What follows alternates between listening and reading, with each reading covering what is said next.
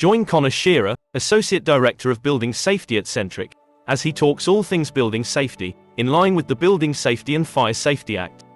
Explore the changes in both responsible and accountable persons, as well as how Centrick is supporting RMCs, freeholders, landlords and developers ensure compliance in an ever-changing landscape.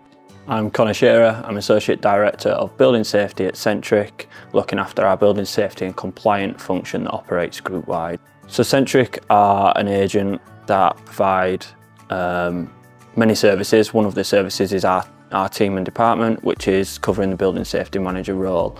The responsible person under the fire safety order, which is a significant piece of legislation, come into place, and ultimately the Fire Safety Act changed in 2021, which clarified the premises that it applied to and also brought the scope for external wall systems and flat doors into the maintenance perspective.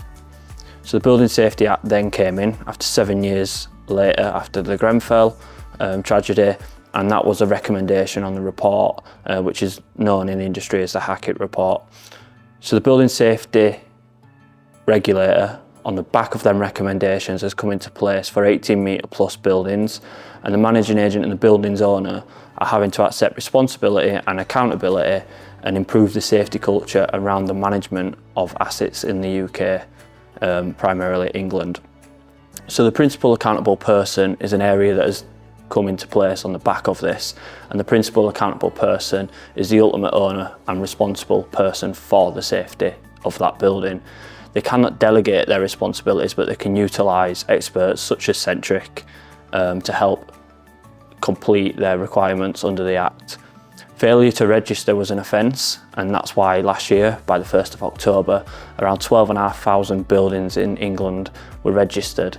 Since then, the Building Safety Regulator has started compiling key building information on each development, along with starting to give early indications or calling up developments.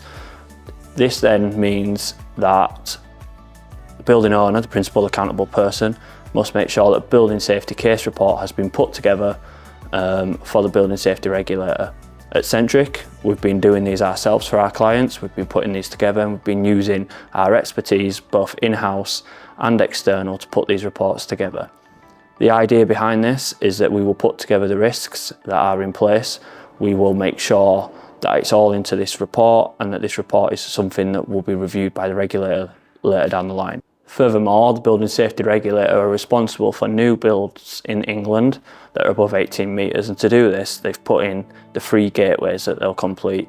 They'll complete this basically acting as building control on the projects. So the Gateway 1 and Gateway 2 are completed before works are started on site, and Gateway 3 is before occupation takes place.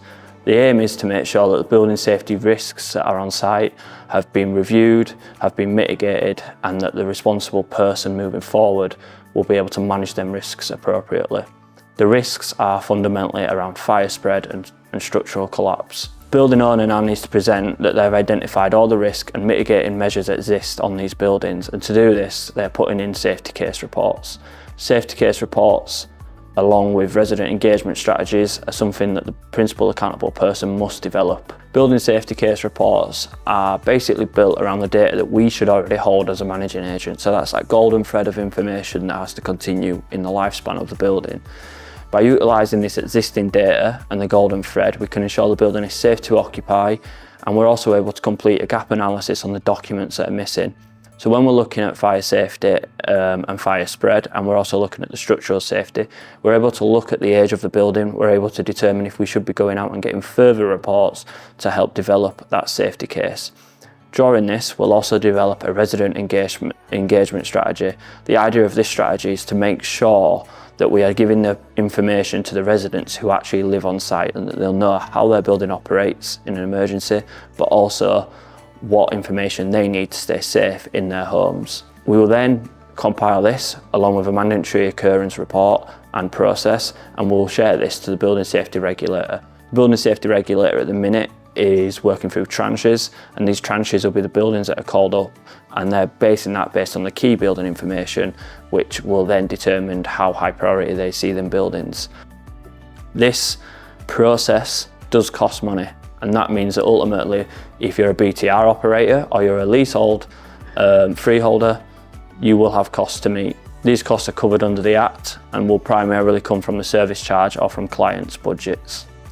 When it's called up, you're given 28 days to submit. You do that, you submit the building safety case, you submit the resident engagement strategy, and you submit the mandatory occurrence report and process.